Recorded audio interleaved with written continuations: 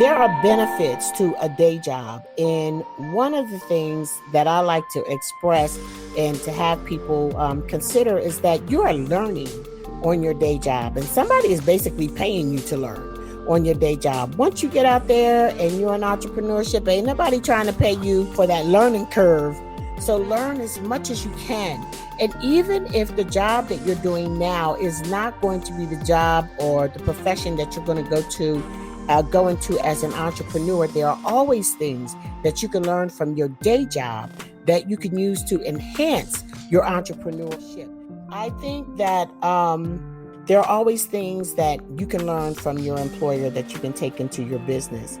Build relationships on your job. Make sure that you have a friend in the graphics department, because it's probably going to be something that you might need in your business, right? And when you get off the ground and you need that website and you need that advice, call on your friends who have that expertise but are not necessarily in it as a business, and they can maybe give you discounted services because of that. Learn from your employer's successes and failures. How did they handle conflicts well? How did they, look at certain situations and see how a bigger corporation handled a disgruntled client and managed to keep them, or did they manage to lose them?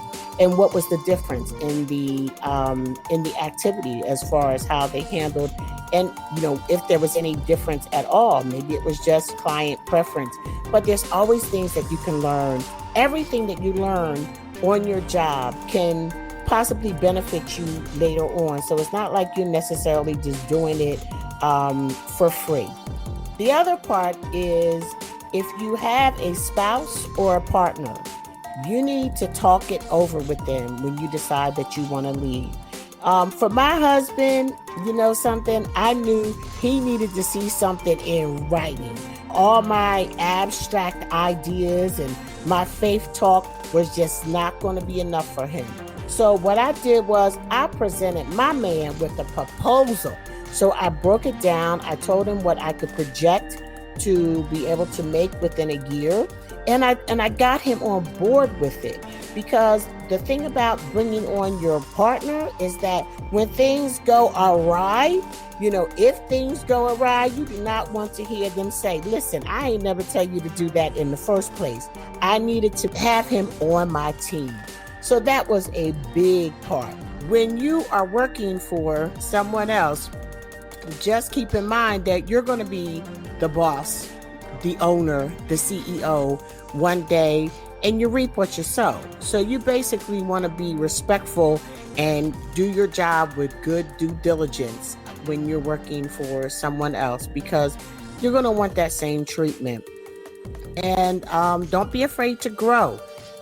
Be thinking, as you're thinking of the business that you're going to do, think, what can I do to expand that business? What can I do to bring in additional revenue that I don't really have to be present to earn? So how can you add to the business that you're going to do? For me, my clients are females. They like accessories. We have a product line for them. They love fragrance. And so just think of the things that your client can purchase while they're at your place of business, right?